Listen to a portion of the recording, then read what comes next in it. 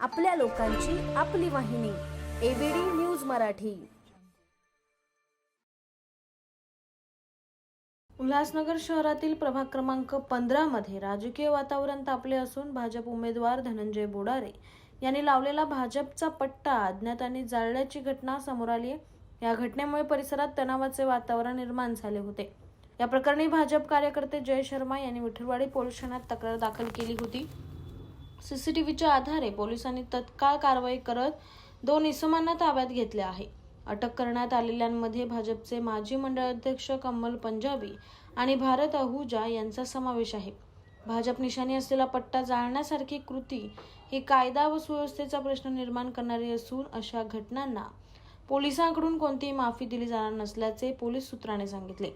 सध्या विठलवाडी पोलीस ठाण्यात दोघांविरोधात गुन्हा नोंदवण्याची प्रक्रिया सुरू असून पुढील तपास पोलीस करत असल्याचे धनंजय बोडारे यांनी सांगितलं।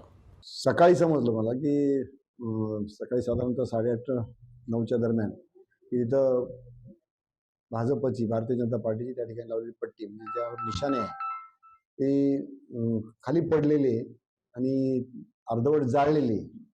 मी स्वतः व्हिजिट केली, पोलिसांना कळवल्यानंतर पोलीस ते त्या ठिकाणी गेले आणि मी स्वतः गेलो होतो, पाहिलं।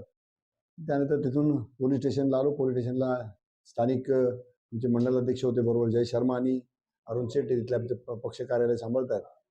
त्यांनी रितसर अज्ञात इस्मांविरुद्ध, कारण त्यावेळेस काहीच माहीत नव्हतं, अजून माहीत नव्हतं कोणी जाळलेलं आहे, पण अज्ञात इस्मांविरुद्ध तक्रार दाखल केली साधारणतः दुपारी 12 वाजता आणि त्यानुसार पोलिसांची कारवाई चालू आहे। हे नैराश्यातून आणि हारण्याच्या भीतीनं हे केलेलं काम आहे। एक घाणेरडी प्रवृत्ती, म्हणजे लढाई समोरासमोर लढायची अशी अशा प्रकारचं पळपुटेपणा करणं हे नाही, बरोबर नाही।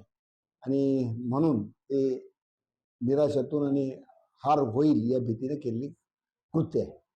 आपल्या शहरातील ताज्या घडामोडी पाहण्यासाठी आपल्या एबीडी न्यूज मराठी चॅनलला सबस्क्राइब करा आणि लाईक शेअर करून पहा शहरातील ताज्या घडामोडी थेट मोबाईलवर।